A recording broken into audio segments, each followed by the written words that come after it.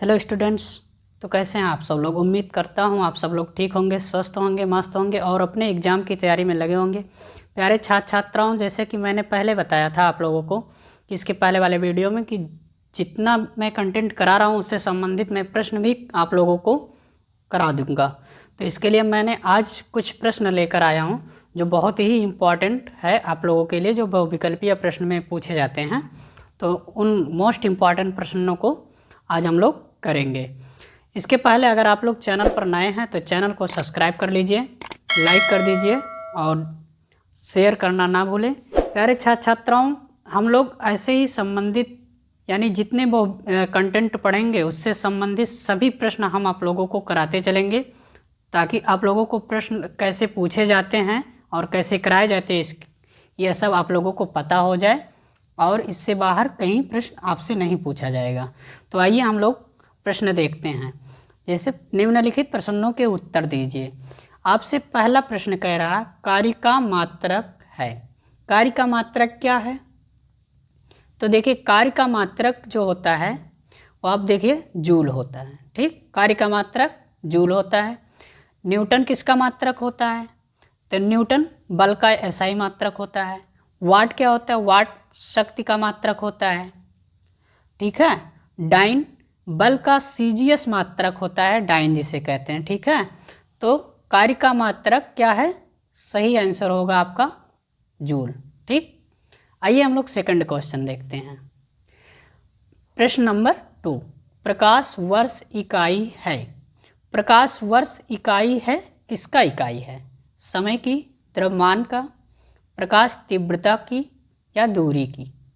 तो प्रकाश वर्ष इकाई है दूरी की, ना कि समय की, ना द्रव्यमान की, ना प्रकाश तीव्रता की। ठीक, अब तीसरा क्वेश्चन देखिए, थर्ड। एम्पियर मात्रक है। एम्पियर मात्रक है किसका मात्रक है? एम्पियर तो प्रकाश तीव्रता का यानी प्रकाश तीव्रता का मात्रक है।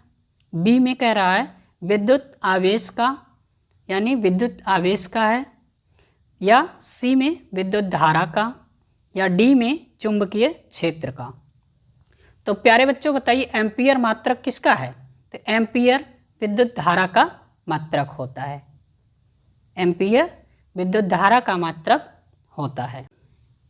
देखिए बच्चों, हम लोग चौथा क्वेश्चन अब करते हैं। निम्नलिखित में से समय का मात्रक नहीं है, यानी समय का मात्रक नहीं है। कौन सा नहीं है समय का मात्रक? देखिए, अधिवर्ष। बी में कह रहा है चंद्र मास, सी में कह रहा है प्रकाश वर्ष, डी में कह रहा है इनमें से कोई नहीं। इनमें से कोई नहीं। तो निम्न में से समय का मात्रक नहीं है। जो समय का मात्रक नहीं है उस पर हमें टिक करना है। तो समय का मात्रक प्रकाश वर्ष नहीं है।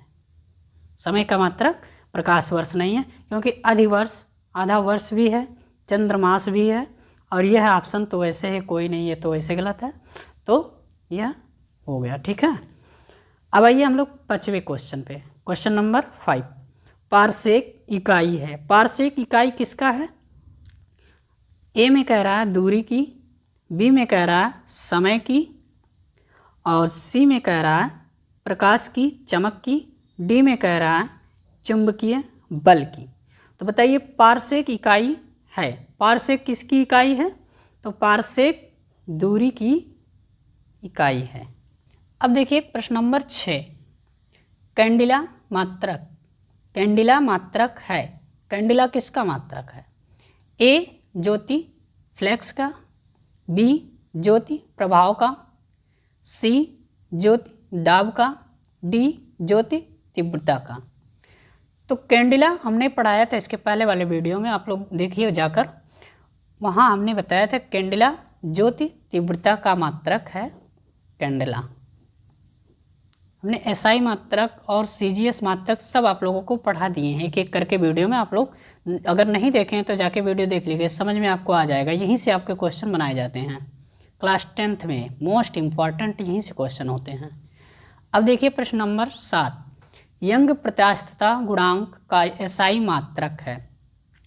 यंग प्रत्यास्थता गुणांक का एसआई मात्रक है। तो यंग प्रत्यास्थता गुणांक का एसआई मात्रक क्या है? ए में देखिए डाइन प्रति सेंटीमीटर, बी न्यूटन प्रति मीटर, सी न्यूटन प्रति metre square, D metre square प्रति सेकेंड।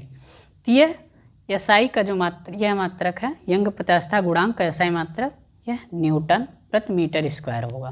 ठीक है, आइए हम लोग 8वां प्रश्न देखते हैं। निम्नलिखित युग्मों में से किन भौतिक राशियों के समान बीमीय सूत्र नहीं है? यानी निम्नलिखित युग्मों में से किन भौतिक राशियों के समान बीमीय सूत्र नहीं है, नहीं पूछ रहा है, कौन सा नहीं है? तो बल एवं दाब, बी कार्य एवं ऊर्जा, सी ऑप्शन कह रहा आवेग एवं संवेग, डी ऑप्शन कह रहा भार एवं बल।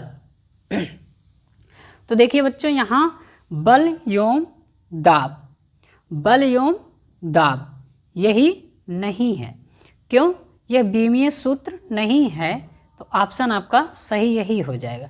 कैसे नहीं है? बल का जानते हैं आप लोग, एम एल टी पे -2 होता है, और दाब का एम एल पे -1 टी पे -2 होता है।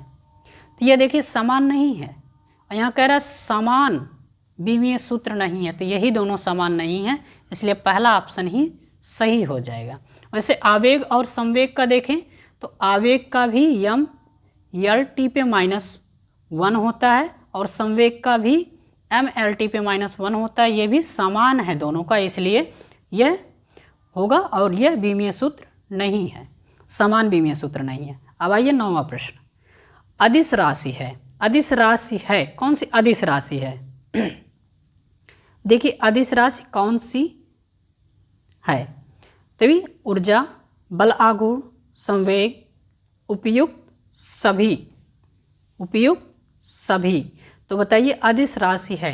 हमने अदिश और सदिश पढ़ाया था, इस वीडियो में हमने पढ़ाया पिछले सेशनों में, तो आप लोग जाकर देख लीजिए अगर नहीं देखें अदिश और सदिश। तो देखिए अदिश राशि ऊर्जा नहीं, ऊर्जा है, अदिश राशि ऊर्जा है।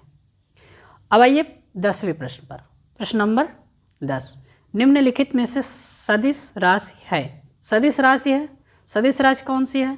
देखिए पहला वेग, दूसरा द्रव्यमान, तीसरा समय, डी लंबाई, यानी चौथा लंबाई।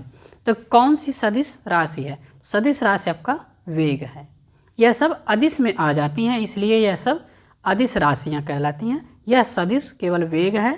ठीक है, अब हम लोग मिलते हैं फिर नेक्स्ट वीडियो में। तब तक के लिए धन्यवाद। आप लोग फिर पढ़ते रहिए। Okay bye.